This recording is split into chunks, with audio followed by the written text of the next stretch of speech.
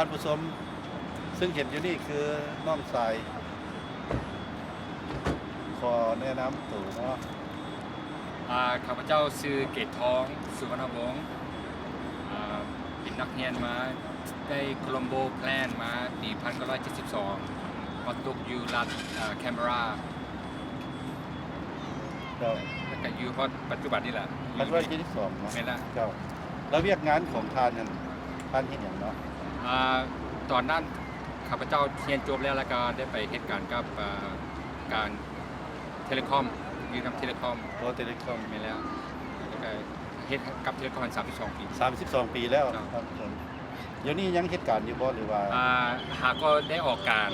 ได้2 เดือนแล้วดอก2 เดือนแล้วแบบกินเบี้ยบำนาญเนาะบ่แม่นมีแต่บ่ทันกินเทื่ออายุยังบ่ทันถึงแท้แต่ว่าออกพักผ่อนไปเลยพักผ่อนที่ปีหน้าก็ถ้ามีแฮงก็สิเข้าการคือหาวิธีการเข้าการเกี่ยวกับเรื่องอยู่ออสเตรเลียนี่ถ้าเฮาออกก่อนคือจังซี่นี่เฮาจะได้รับเงินเดือนจากรัฐบาลช่วยเหลือเป็นแบบใดบ่ก็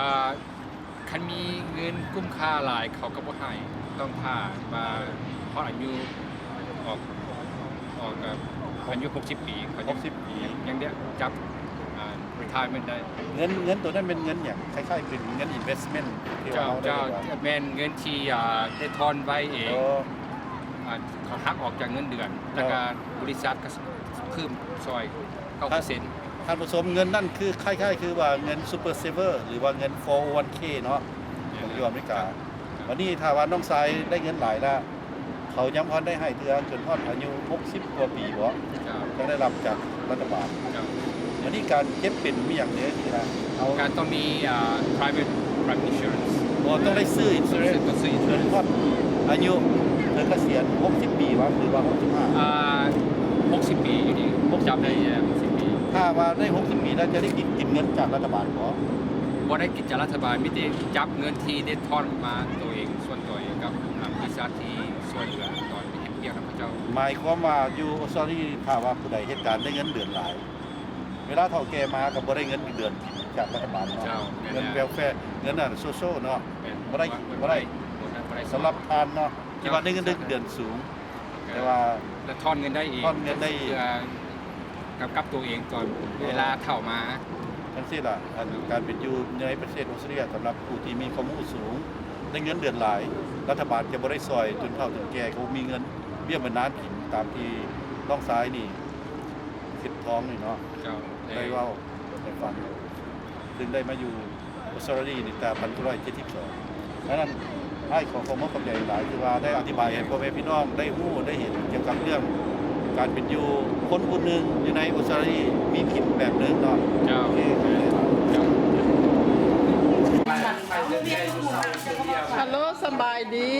เฮ็ดหยังกันเนาะโอ้เพิ่นห่อข้าวต้มบ่เฮ็ดหยังบ้านเพิ่นเฮ็ดหยังนี่นะแม่นแล้วสบายดีอันนี้พี่น้องมาจากอเมริกาเด้ออันนี้พี่เม็ดแม่เฒ่าไอ้เป้โอ้มาตลาดเนาะมาแต่เท็กซัสมาเมืองฟอร์ตเวิร์ธ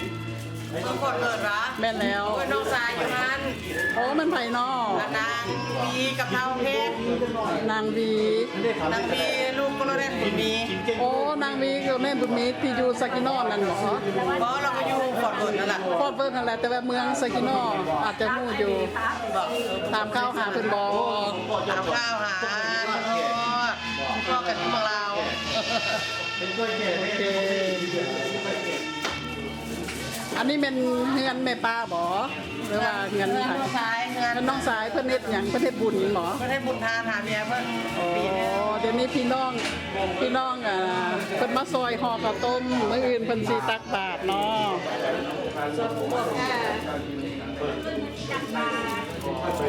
สบายดีเอ้ยเวลาได้กันพอสิว่าจังได๋เด้มาแต่ไสเนาะแต่แมวเบิ้ลมาแต่เมลเบิร์นประเทศออสเตรเลียนี่เองเนาะใกล้เคียง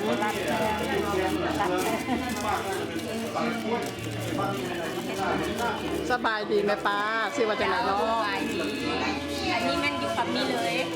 โอ้อยู่ในซิงนี่ตัวซิงนี่นี่เองเจ้าอยู่ในซิดนีย์นี่อยู่อยู่ในสภาค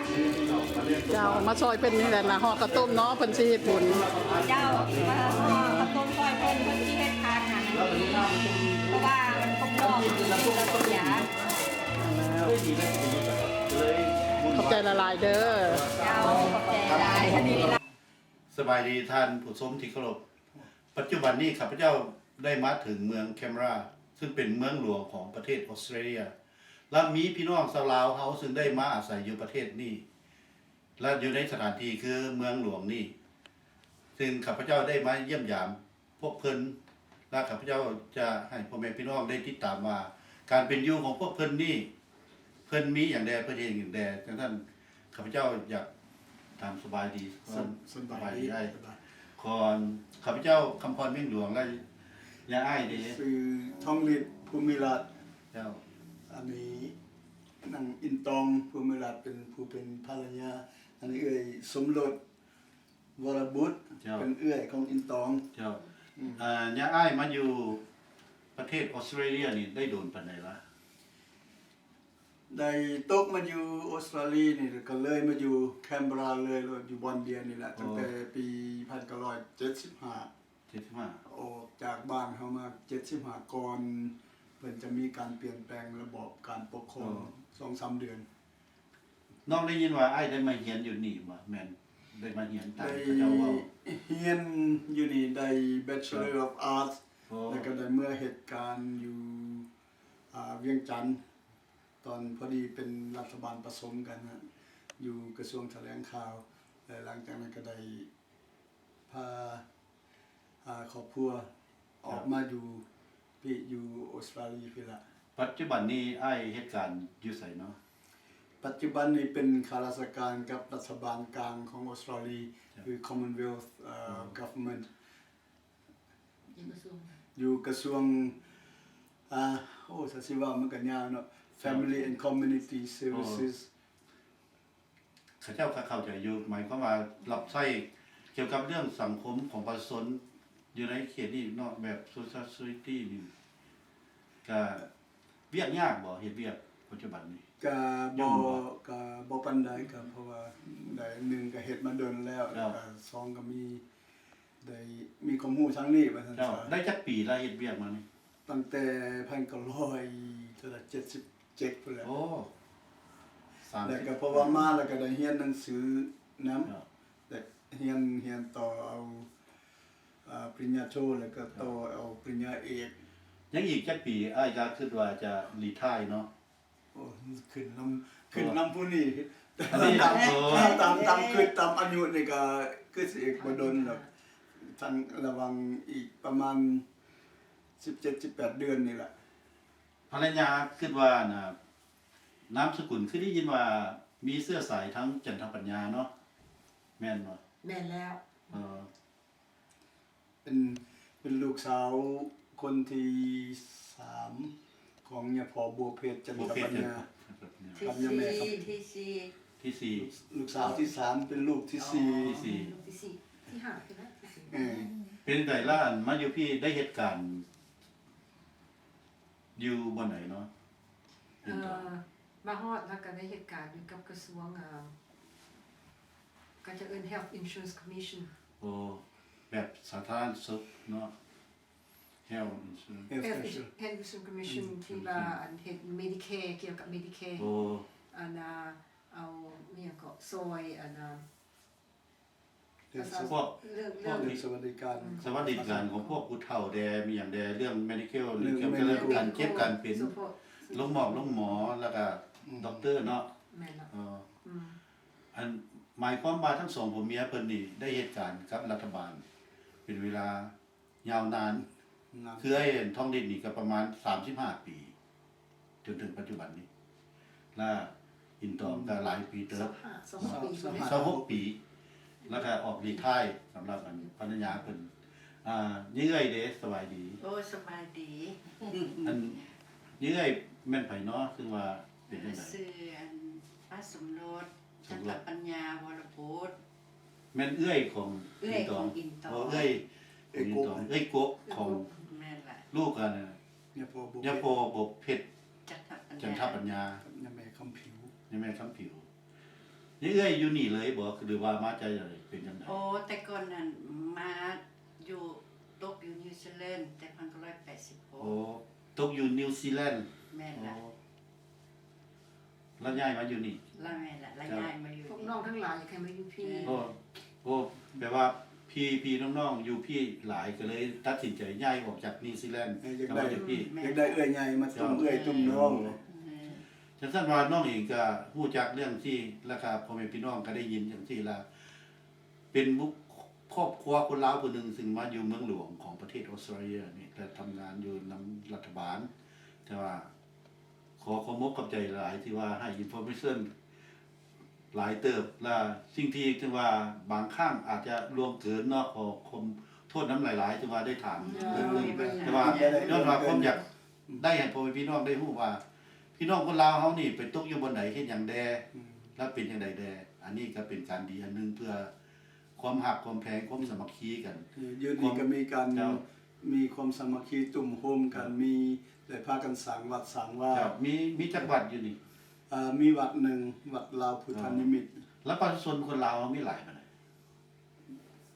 แค่ไม่อีกวัน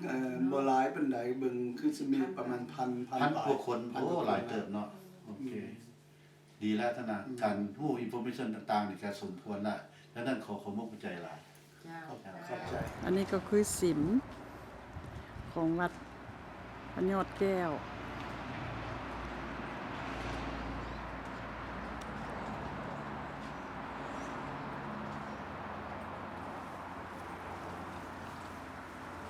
ผู้ชมปัจจุบันนี้ข้าพเจ้าได้อยู่วัด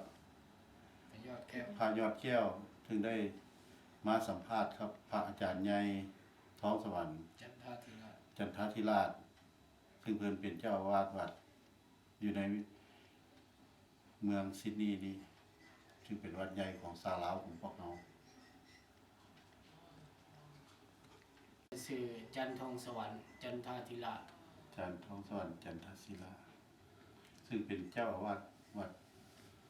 พระยอดแก้ว พระยอดแก้ว ธรรมญานาราม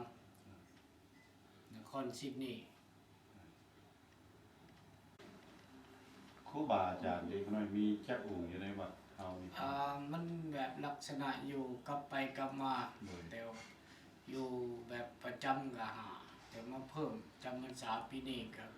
รวมหมดเป็น7 องค์ โอ้เจ็ดองค์หลายเนาะ จ้ะ เจ็ดองค์เพิ่นมาแต่ไสใดอาจารย์ครูบาอาจารย์ มาจากเมืองลาวแน่แล้วก็มาจากเขมรแน่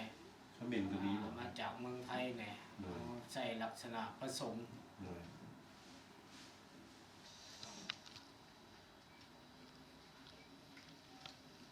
ยังกำลัง